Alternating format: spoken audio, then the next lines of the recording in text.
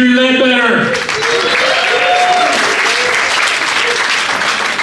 What's happening, everybody? It's good to be here. How are you guys doing? Yeah. A little bit about me. I'm 29, married, no kids. Yeah. 29, married, no kids. Which means all my wife's friends are now pressuring us to have a baby. And all of my friends are now pressuring us to invest in cryptocurrency. Both sets of friends have the same exact arguments. They're both just like, hey, y'all better get on that, or else in 20 years, you're really gonna regret it. I'm like, I don't know, man, it sounds like a big investment for something that might be worthless one day. Just saying. Don't have kids at home. We do have a dog. We do have a dog at home that we treat like he's our son. We spoil our dog, man. My wife just signed our dog up for this dog park. Costs $75 a month to be a member at a dog park. Yeah. I'm like, baby, we went to public school. What are we doing sending our dog to a private dog park? I don't want him prancing around the house thinking he's better than us. We got him on prescription medication for anxiety. Yeah. Our dog is on doggy Xanax. I did some research on doggy Xanax. Turns out, doggy Xanax and people Xanax, same exact thing. Same exact thing. Ever since I found that out, I've been sleeping like a log. I've been sleeping through the night every night, no problem. Vacuum cleaners no longer scare me. My dog, on the other hand, he's a nervous wreck, you know? He's not having a good time, dude. I'm just playing around, guys. I didn't take my dog's medicine. What I really did is after I found out that dog Xanax was the same as people's Xanax, I called the vet up and I said, hey, hypothetically, if I had a 267-pound lab mix, how much doggy Xanax could you give him? He's 29 years old. That's like 203 in dog years. You know? People sometimes tell me that I have a celebrity look-alike. Some people tell me that I look like this guy named Jesse Plemons. He's an actor. He's been in a bunch of movies, married to Kirsten Dunst. And some people on the internet say that Jesse Plemons looks like Fat Matt Damon. Do you guys have any idea how hurtful that is? For me? For my celebrity look-alike to be constantly compared to a fat version of a more attractive celebrity? I'm spending like 20 hours a week defending this guy on Twitter, and we've never met. I'm just like, hey guys, let's cool it with the Fat Damon comments. They're hurtful to some of us. Then the other day, someone told me I look like Fat Jesse Plemons. Yeah, that means that I'm Fat Matt Damon.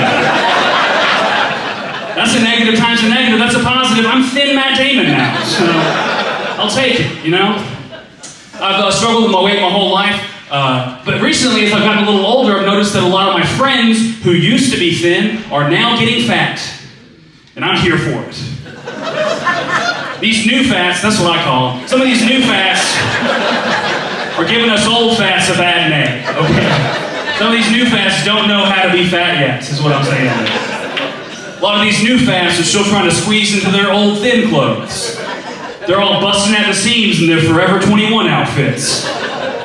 I'm like, brother, you gotta go to DXL, get yourself some Hawaiian shirts and cargo shorts. Yeah, that's the fat guy uniform right there.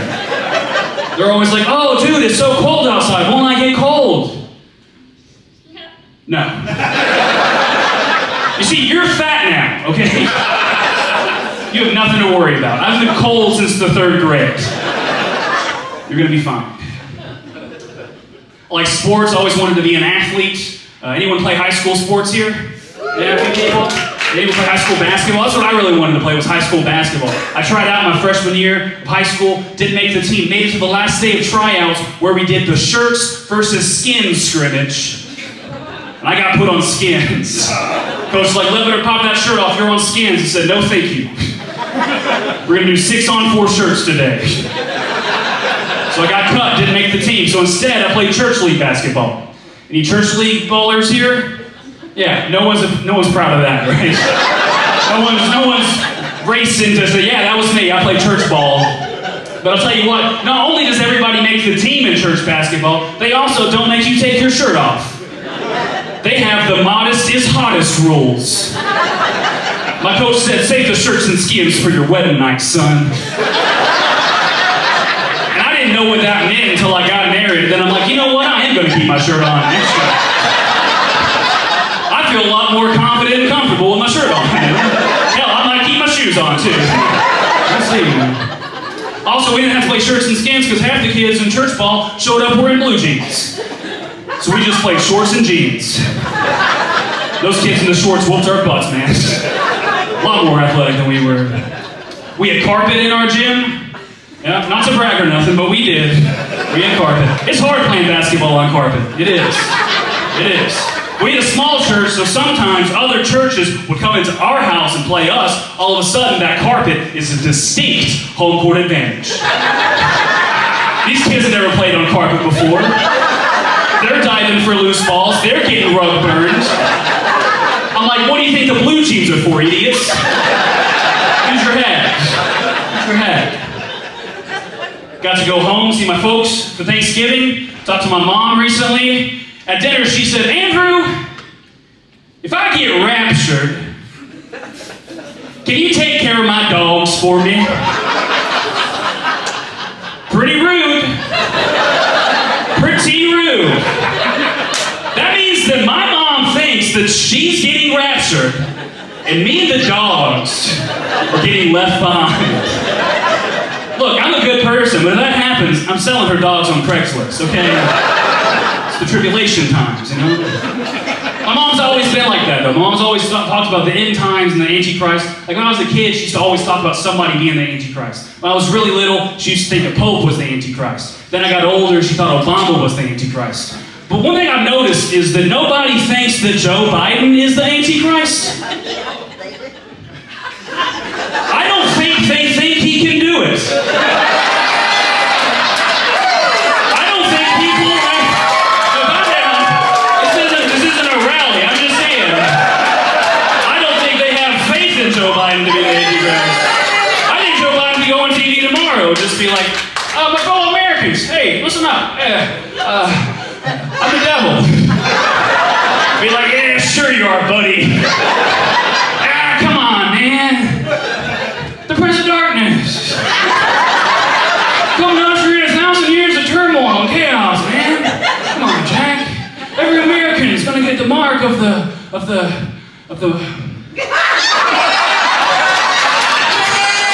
mark. Come on, man, you know Mark. It's like Joe Biden's sundown again. Somebody needs to get you home, man. No, I don't want to be mean too hard on the guy, because people have been really mean to him this year because he fell off his bicycle. I've been making fun of him. I think that's messed up, because when people say, oh, you never forget how to ride a bike, but when Joe Biden's learning how to ride a bike, that's when bikes were totally different. You know what I mean? That's back when bikes had like one really big wheel and then one little bitty wheel. Can't expect him to keep up with bicycle technology. I'll get out of here on this. I love doing stand-up, but it's not my favorite job I've ever done. My favorite job I've ever done was when I was 20 years old. I dropped out of college to work at Papa John's. Yeah, and I love that job. Say nice, dude. Brothers, right? I love that job because I got to work the day shift a lot, which meant that sometimes I got to deliver pizzas to middle schools for pizza party day. And you'll never feel more like a celebrity than when you walk into a middle school carrying 10 large pepperoni pizzas. Kids are asking for your autograph, you're just signing it on a napkin in grease, right?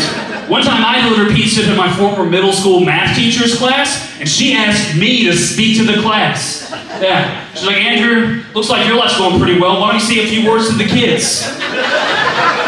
Like, Miss Rose, I'm a 20-year-old college dropout working the day shift at Papa John's. Of course I'll talk to your kids. This is math class, let's do a word problem. Let's say if Miss Rose here orders $120 worth of Papa John's, and a good tip is, I don't know, let's say 20%. How much would Miss Rose leave me? And all the kids were on it right away. They were like, $24. I'm like, you would think that. that? Miss Rose here got the answer, $0, kids.